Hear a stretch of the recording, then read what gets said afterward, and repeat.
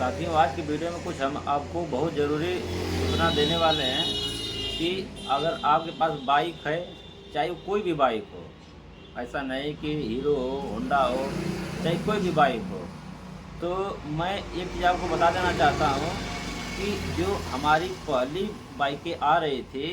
वो ज़्यादा बेस्ट लोग खरीदने के लिए पसंद कर रहे हैं कि जो इसमें जो न्यू बाइक जो लॉन्च हुई है साथ में, वो बाइक ज़्यादातर पसंद कर रहे हैं। तो इसमें हो क्या रहा है कि अब समय के हिसाब से, जैसे आप अभी देखिएगा कि जो हमारी जो पहले राजदूत चलते थे, तो राजदूत जो है कि आप अपने एक ही सिस्टम पे जो है कि उन्होंने काम किया, उसका जो मॉडल है वो चेंज नहीं हुआ। नहीं तो आज भी हमारा जो राजदूत है, चेतक है और स्कूटर है, वो जो बजाज कंपनी की आती है, वो बंद नहीं होता। तो समय के हिसाब से हम अपने आप को भी चेंजिंग अगर नहीं करेंगे तो हमारा वैल्यू जो है धीरे धीरे ख़त्म हो जाएगा। तो चेंजिंग के साथ साथ हमें ये भी देखना है कि जो भी हम कोई भी चीज़ अगर पेश कर रहे हैं मार्केट में, तो वो चीज़ हमारे लिए जो आ रही है, वो सारी चीज़ हमारे लिए बेहतर है कि कुछ कुछ चीज़ें जो है कि बेहतर है। हो सकता है कि जैसे आप मान लीजिएगा कि जो स्प्लेंडर बाइक जो पहले आती थी, तो स्प्लेंडर प्लस जो बाइकें थी, स्प्लेंडर प्लस के बाद जो है कि स्प्लेंडर प्रो आई, तो उसका आप देखते होंगे कि जो बैटरी हमारा लगता है, बैटरी के नीचे जो है कि जिसमें हमारा बॉक्स फिटिंग होता है, जिसको पैनल बोलते हैं, तो पैनल में आप देखेंगे कि उसको हम जब भी अगर हम बाइक कहीं जा रहे हैं, चला रहे हैं, तो कहीं अगर अचानक हमारा अगर वायरिंग अगर कहीं शॉर्ट होता है, तो उसके अंदर जो बैटरी के बगल में एक फ्यूज लगा रहता है। तो उस फ्यूज को जो है कि हमें हम अगर हमको जानकारी नहीं है बाइक बनाने के लिए, तो हम जो है चाबी को लगा के पैनल में और पैनल को बाहर निकाल के और उसको हम फ्यूज जो है कि चेक करके, और उसमें एक दो फ्यूज एक्स्ट्रा आता है ताकि हम कहीं अगर हमें जाना है तो हम वहाँ जाकर अपना काम कर सकें। तो जैसे साथियों, अब इस समय जो स्प्लेंडर बाइक है, उसका अगर बैटरी डाउन हो जाएगा, चाहे बैटरी का फ्यूज उड़ जाएगा, तो आपका बाइक जो है कि बिना बैटरी का स्टार्ट नहीं हो पाएगा। ये चीज़ जो है कि आप देख लीजिएगा अपनी बाइक को इस तरीके से करके। जैसे कि मेरे लिए वो गलत लगता है, और आपको अगर कहीं मतलब अगर कहीं जाते हैं, अगर वहाँ पे अगर फंस जाते हैं, तो आप बगैर मैकेनिक का आप जो है कि अपनी बाइक को स्टार्ट नहीं कर पाएंगे। तो इसमें आपका, क्योंकि मैं एक मैकेनिक हूँ और मैं करीब 14-15 साल से जो है कि इस लाइन में हूँ। तो जैसे होता है कि आदमी अगर कोई भी अगर किसी भी काम को लेकर उसमें ज़्यादा अगर टाइम देता है, तो उसको कुछ न कुछ तो अनुभव होता ही है। ये मैं नहीं कहूँगा कि मेरे पास बहुत सी सारी जानकारियाँ हैं और मैं आपको जो है कि बक रहा हूँ, आपको बता रहा हूँ। लेकिन मैं 14-15 साल के अनुभव के तजुर्बा से जो है कि आपको मैं बता रहा हूँ कि अभी आप देख लीजिए कि जो पहले जो बाइकें थी, तो उसका जो इंजन होता था वो सिल्वर कलर का रहता था। तो हमें सिल्वर और ब्लैक से कुछ लेना देना नहीं है। मेन हमारा क्या है कि जब भी हम कोई भी पार्ट अगर खरीदते हैं, कोई सामान अगर खरीदते हैं, वो काफ़ी अगर महंगा रहता है, तो हम पहले ये दिमाग में ये सोचते हैं कि ये हम जितना पैसा इनमें इन्वेस्ट कर रहे हैं, ये सामान सही होगा कि नहीं होगा। लेकिन हम जो है कि उसको सही जान के अगर ले लेते हैं, फिर हमें 1-2 महीने के बाद अगर प्रॉब्लम आता है, तो हमें बहुत दुख होता है। हमें भी क्या, सभी लोग को भी दुख होता होगा जिसके पास समस्या आती है।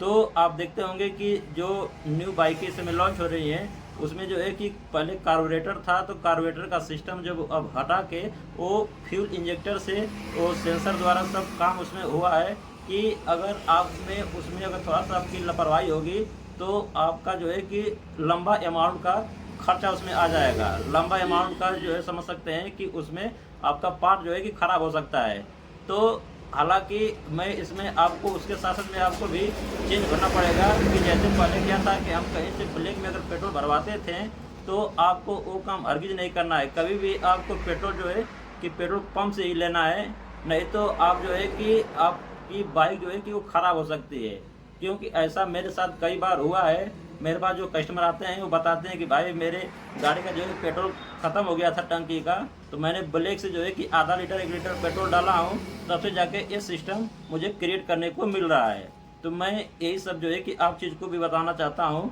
कि आप लोग भी जो है कि इस चीज़ को समझेंगे तो काफ़ी बेहतर रहेगा। और जैसे कि आप देखते होंगे कि जो भी न्यू बाइक है,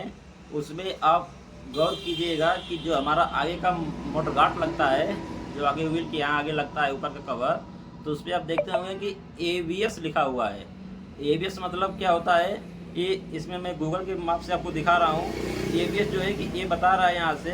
कि ABS आपका जो है कि ब्रेक का कंट्रोलिंग करने का ये काम करता है कि जैसे हम ब्रेक को दबाते हैं तो इसमें जो है कि हमारा ABS उसमें सेंसर लगा हुआ है, वो ऑटोमेटिक काम करता है और बाइक हमारी गिरने से बच जाती है। तो मुझे तो ऐसा कुछ नहीं लगता है। खैर, ये जो दिखा रहा हूँ आपको, ये इसमें लिखा हुआ है और उसमें जो ABS का सिस्टम दिया हुआ है कंपिंग ब्रेक करके। आप देखते होंगे कि जितनी भी बाइकें इसमें लॉन्च हो रही हैं जिसमें पावर ब्रेक ना हो,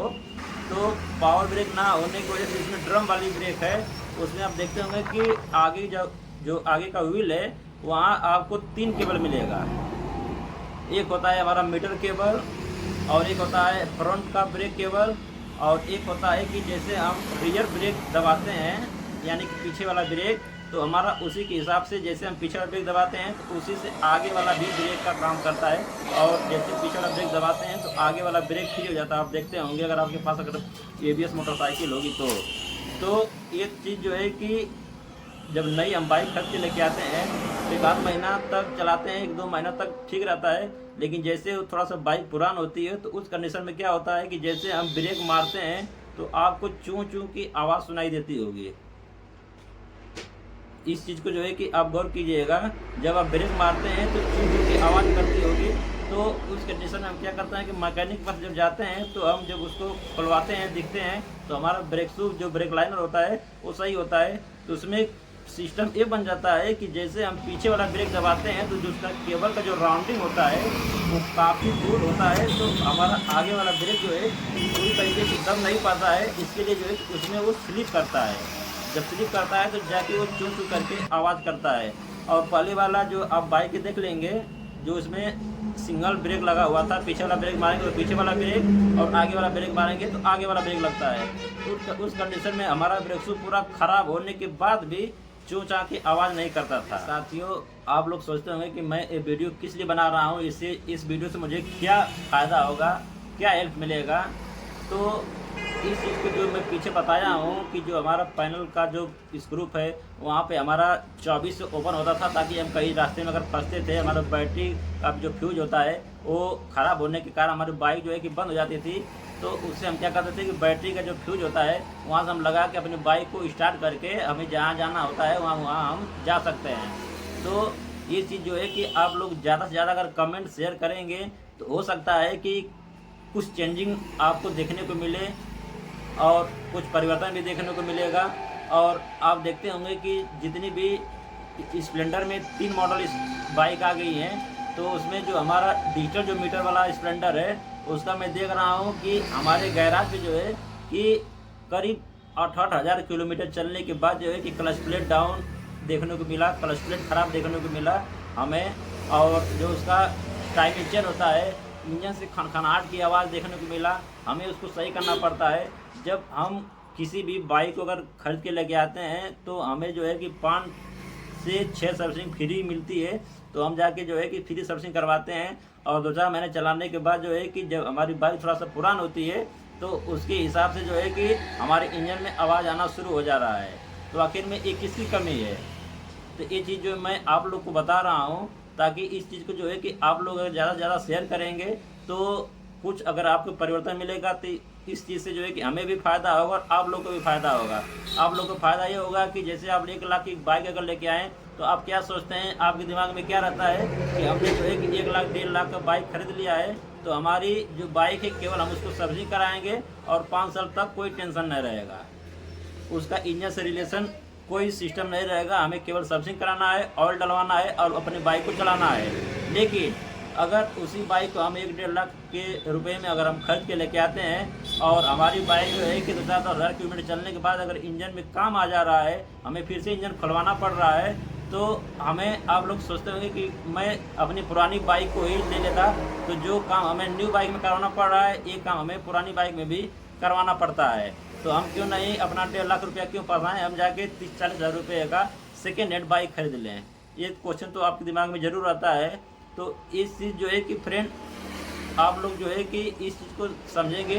तो ज़्यादा बेहतर रहेगा। और हमें अगर मार्केट में कोई चीज़ आता है तो पहले उसको उस चीज़ को जो है कि हमें देख लेना चाहिए कि नहीं कौन सा इसमें सिस्टम क्या है, क्योंकि जो जिस कैटेगरी का रहता है उस आदमी से आप लोग जो है एक बार राय जरूर ले लेना चाहिए कि नहीं भाई मैं ये चीज़ लेने जा रहा हूँ, हो सकता है कि मैं मालिक मैं आपके पर्चे का नहीं हूँ, कोई तो आपके पर्चे का होगा, उससे जो है कि आप राय ले लीजिए कि नहीं मुझे ये सामान खरीदना है, ये कैसा है कैसा नहीं है। ऐसा नहीं कि जो मार्केट में आ गया है वो सब सामान सही है,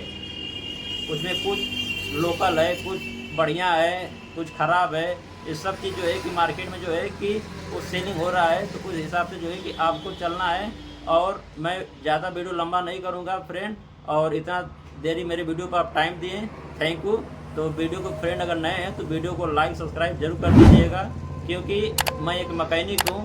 बाइक का इंजन से लेके